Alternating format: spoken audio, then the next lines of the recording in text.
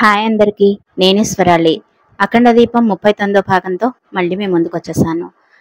Story కనుక మీకు నచ్చినట్లయితే లైక్ చేయండి, షేర్ చేయండి, నా ఛానల్ని సబ్స్క్రైబ్ చేయండి, అలాగే కామెంట్ చేయడం మర్చిపోకండి ప్లీజ్. ఇక లేట్ చేయకుండా మనం మన స్టోరీలోకి వెళ్ళిపోదాము. భువనేశ్వరీదేవి నటిస్తోంది అన్న సంగతి సంతోష్కి అర్థమైంది. సరే అమ్మా, ముందు నేను అంబులెన్స్ని పంపిస్తాను, అర్జెంటుగా హాస్పిటల్కి వెళ్ళు. ఆ సరి ఉంది కదా, అత్తయ్య మావయ్య కూడా ఉన్నారు కదా, అందరూ కలిసి హాస్పిటల్కి వెళ్ళండి. నేను ఇటు నుంచి ఇటు డైరెక్ట్గా హాస్పిటల్కి వచ్చేస్తాను, నువ్వేమీ కంగారు పడకు అని అన్నాడు సంతోష్. వాళ్ళు ఎంతమంది ఉన్నా సరే నువ్వు పక్కనుంటేనే నాకు కొంచెం ధైర్యంగా ఉంటుంది నాన్న. నాకు చాలా గుండెల్లో నొప్పిగా ఉంది, నువ్వు అర్జెంటుగా బయలుదేరి ఇంటికి వచ్చేసాయి అని నొప్పితో విలవిలలాడుతున్నట్లుగా నటిస్తూ అన్నది భువనేశ్వరీదేవి. ఆ చిన్న నొప్పికే ఇలా అయిపోతే ఎలా భువనేశ్వరీదేవి, ముందు ముందు చాలా తట్టుకొని నిలబడాలి నువ్వు అని మనసులో అనుకున్నాడు సంతోష్. సరే అమ్మా, నేను బయలుదేరుతున్నాను, కానీ ముందు మామయ్యకి కాల్ చేస్తాను, నువ్వు ఫోన్ పెట్టేసాయి అని చెప్పి ఫోన్ పెట్టేసి ప్రభాకర్కి ఫోన్ చేశాడు సంతోష్. సంతోష్ ఫోన్ చూడగానే ప్రభాకర్ చిన్నగా నవ్వుకుంటూ ఫోన్ లిఫ్ట్ చేసి, ఏంటల్లుడు, చాలా రోజులకి గుర్తొచ్చినట్టు ఉన్నాను. ఈ మామయ్య, అసలు నేననేవాడిని ఒకడు ఉన్నానన్న సంగతి నీకు గుర్తుందా అంటూ వెటకారంగా మాట్లాడడం మొదలుపెట్టాడు. మామయ్య, ఇప్పుడు మనం పరాచకాలు ఆడుకోవడానికి టైం లేదు, అమ్మకి హెల్త్ బాలేదట, ముందు అర్జెంటుగా అమ్మ గదిలోకి వెళ్ళి అమ్మని హాస్పిటల్కి తీసుకెళ్ళండి, నేను అంబులెన్స్ని పంపిస్తున్నాను అని కంగారుగా మాట్లాడడం మొదలుపెట్టాడు సంతోష్. మా అక్కకి ఏమైంది, గుండ్రాయిలా ఉంది కదా, ఇందాక కూడా బానే మాట్లాడింది, ఇంతకు ముందు వరకు మేమందరం మాట్లాడుకుంటూ అక్కడే కూర్చొని ఉన్నాం కదా అని ఫ్లోలో వాగేశాడు ప్రభాకర్. లేదు మావయ్య, ఒకసారి అమ్మ దగ్గరికి వెళ్ళి చూడండి అని సంతోష్ అంటూ ఉన్నంతలోనే భువనేశ్వరీదేవి ప్రభాకర్ ఉన్న గదిలోకి వచ్చి ప్రభాకర్కి సైగ చేసింది. దాంతో ప్రభాకర్కి విషయం అర్థమైంది. ఓకే ఓకే అల్లుడు, నేను వెళ్ళి చూస్తానుండు అని అంటూనే సంతోష్ని లైన్లో ఉంచి భువనేశ్వరీదేవి దగ్గరికి వెళ్ళినట్లుగా నటించాడు ప్రభాకర్. అక్క, ఏమైంది, ఎందుకలా మెలికలు తిరిగిపోతున్నావు, హాస్పిటల్కి వెళ్దాం పదా అని ప్రభాకర్ కూడా వీర లెవెల్లో నటించడం మొదలుపెట్టాడు. సరే సరే మావయ్య, నేను అంబులెన్స్ని పంపిస్తాను, అమ్మ జాగ్రత్త అని చెప్పి ఫోన్ పెట్టేశాడు సంతోష్. సంతోష్ ఫోన్ పెట్టేశాడు అని కన్ఫర్మ్ చేసుకున్న తర్వాత ప్రభాకర్ భువనేశ్వరీదేవిని, అక్క ఏంటిదంతా, ఎందుకు ఇలా బిహేవ్ చేస్తున్నావు అని అడిగాడు. సంతోష్ ఆఫీస్కి కొరియర్ వచ్చింది అన్న సంగతి ప్రభాకర్కి చెప్పింది భువనేశ్వరీదేవి. అది కనుక వాడు ఇప్పుడు ఓపెన్ చేశాడు అంటే మనం వేసిన ప్లాన్స్ అన్నీ కూడా బూడిదలో పోసిన పన్నీర్ అయిపోతాయి, కాబట్టి నేను ఇలా నాటకం ఆడాల్సి వచ్చింది అని అన్నది భువనేశ్వరీదేవి. సరిపోయింది, ఈ రోజు కాకపోతే రేపైనా వాడు ఆ కవర్ ఓపెన్ చేసుకోడా తెలుసుకోడా అని విసుగ్గా అన్నాడు ప్రభాకర్. నిజానికి ప్రభాకర్కి కూడా చాలా భయంగా ఉంది. ఆ కవర్ కనుక సంతోష్ ఓపెన్ చేసి చూస్తే తను కట్టుకున్న కలల మేడలన్నీ కూలిపోతాయి, సరయుని సంతోష్ పెళ్లి చేసుకుంటే ఆర్థికంగా తను సెటిల్ అయిపోవచ్చు అని ఎన్నో కలలు కంటున్నాడు. ఇప్పుడు ఇక్కడ పరిస్థితులు అస్సలు సరయు సంతోష్ల పెళ్లి జరుగుతుందో లేదో అని అనుమానంలో పడేశాయి. ఆ విషయం ప్రభాకర్కి అస్సలు నచ్చడం లేదు. ఒరేయ్ మొద్దు, ఆ ఆఫీస్ మొత్తం నా మనుషులే ఉన్నారు, ఆ సంతోష్ గాడు కంగారులో ఆ కవర్ టేబుల్ మీదనే పెట్టి వచ్చుంటాడు, అంబులెన్స్ వచ్చేలోపు ఆఫీసులో ఉన్న మన వాళ్ళకి ఫోన్ చేసి ఆ కవర్ని తీసి దాచేయమని చెప్తాను అని తను ఏదో పెద్ద ఘనకార్యం సాధించబోతున్నట్లుగా చెప్పింది భువనేశ్వరీదేవి. ఏది ఏమైనా నీ తెలివితేటలు ఎక్సలెంట్ అక్క, నువ్వు నిజానికి మన దేశానికి ప్రధానమంత్రి లేదా మన రాష్ట్రానికి కనీసం ముఖ్యమంత్రి అయినా అవ్వాల్సిన దానివి. నీ దగ్గర ఉన్నన్ని రాజకీయాలు వరల్డ్ పాలిటిక్స్ లో కూడా ఉండవు అని అన్నాడు ప్రభాకర్.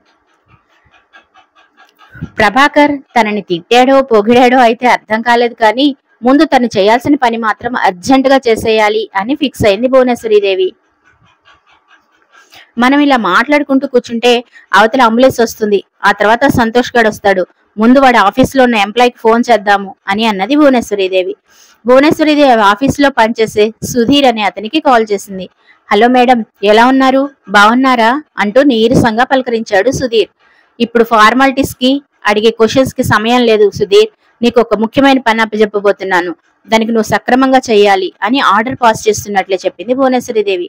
ఏం చేయాలి మేడం అంటూ కంగారుగా అడిగాడు సుధీర్. నువ్వు ఇప్పుడు ఎక్కడున్నావు అని అడిగింది భువనేశ్వరీదేవి. మన ఆఫీస్ గోడౌన్లో ఉన్నాను అని చెప్పాడు సుధీర్. అక్కడేం చేసి వస్తున్నావు అని విసుగ్గా అడిగింది భువనేశ్వరీదేవి.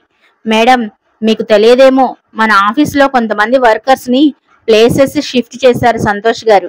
నా కర్మగాలి నన్ను తీసుకొచ్చి గోడౌన్లో పడేశారు అని బాధగా చెప్పాడు సుధీర్. ఈ మార్పులన్నీ ఎప్పుడు చేశాడు? మీరంతా నాతో ఎందుకు చెప్పలేదు మరి అని కోపంగా అడిగింది భువనేశ్వరీదేవి. మాకేం తెలుసు మేడం, అన్నీ మీకు తెలిసే జరుగుతున్నాయి అనుకున్నాము అని అన్నాడు సుధీర్. సరే సరేలే కానీ ఇప్పుడు మెయిన్ బ్రాంచ్ ఆఫీసులో మన వాళ్ళెవరున్నారు అని అడిగింది భువనేశ్వరీదేవి. పాత వాళ్ళని కొంతమందిని ఉంచారులే కానీ మన వాళ్ళు, మీరు అపాయింట్ చేసిన వాళ్ళు ఎవరు ఉన్నట్టుగా నాకైతే గుర్తులేదు మేడం అని పెద్ద బాంబే పేల్చాడు సుధీర్. ఓ మై గాడ్, ఇప్పుడు ఏం చేయాలి, ఎలా ఈ ప్రాబ్లం నుంచి బయటపడాలి అని ఆలోచనలో పడిపోయింది భువనేశ్వరీదేవి. మేడం, మీరేదో హెల్ప్ కావాలి అన్నారు, అసలే చాలా కష్టాల్లో ఉన్నాను, ఏమైనా హెల్ప్ చేస్తారా మేడం? మీరు గనక డబ్బులు ఇస్తే ఏ హెల్ప్ కావాలని చేస్తాను అని అన్నాడు సుధీర్. నీ బొంద, ఫోన్ పెట్టే అని కోపంగా అరిచి ఫోన్ పెట్టేసింది భువనేశ్వరీదేవి. వెంటనే అప్పటికప్పుడు వేరే ఉపాయం ఆలోచించింది భువనేశ్వరీదేవి. సరయు సరయు ఎక్కడున్నావు, ఫాస్ట్ గా కిందికి రా అని అరిచి మరీ పిలిచింది భువనేశ్వరీదేవి. అబ్బా ఏంటత్తా, రాత్రంతా నిద్ర లేదు, ఇప్పుడు పడుకుందామంటే నువ్వు నిద్రపోనివ్వడం లేదు అని విసుక్కుంటూ వచ్చింది సరియు. రాత్రంతా నువ్వు నిద్రపోకుండా చేసిన పెంట వల్లనే ఇప్పుడు అందరం టెన్షన్ పడాల్సి వచ్చింది, మళ్ళీ ప్రశాంతంగా నిద్రపోతోంది చూడు, కొంచెం కూడా సిగ్గులేదు అని అరిచాడు ప్రభాకర్. డాడీ ప్లీజ్, ఇప్పటిదాకా తిడుతూనే ఉన్నారు, మళ్ళీ ఏమైంది అని విసుగ్గా అన్నది సరియు. వాడన్న దాంట్లో తప్పులేదు సరియు, నువ్వు చేసిన దానికి ఇప్పుడు మనందరి పీకలకి చుట్టుకుంది అని జరిగిన విషయం మొత్తం వివరంగా చెప్పింది భువనేశ్వరీదేవి. అంటే ఇప్పుడు ఆ కొరియర్ బావ టేబుల్ మీద ఉందా, ఇప్పుడు ఎలా అత్త, ఏం చేయాలి అని టెన్షన్ గా అడిగింది సరియు. అదే చెప్తున్నాను విను, ఇప్పుడు అంబులెన్స్ వస్తుంది, నేను మీ నాన్న కలిసి హాస్పిటల్కి వెళ్తాము, సంతోష్ కూడా అట్నుంచటు హాస్పిటల్కి వస్తాను అన్నాడు. ఈలోపు నువ్వు ఆఫీస్కి వెళ్ళి వాడి టేబుల్ మీద ఉన్న ఆ కవర్ తీసుకుని రా, ఎట్టి పరిస్థితుల్లోనూ ప్లాన్ మిస్ అవడానికి వీల్లేదు అని స్ట్రిక్ట్ గా చెప్పింది భువనేశ్వరీదేవి. అవును సరియు, మధ్యలో ఎవరైనా కలిశాడని వాడిని తీసుకుని మళ్ళీ ఇంకోసారి ఏ పబ్బుకో వెళ్లకు అని విసుగ్గా అన్నాడు ప్రభాకర్.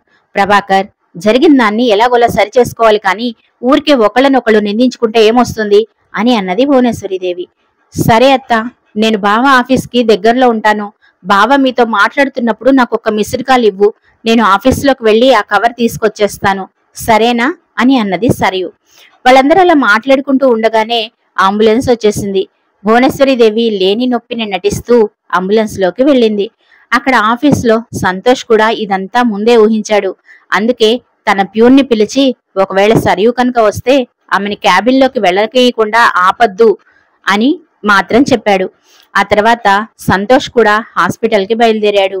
భువనేశ్వరీదేవికి గట్టి ట్రీట్మెంట్ ఇవ్వాలి కదా మరి.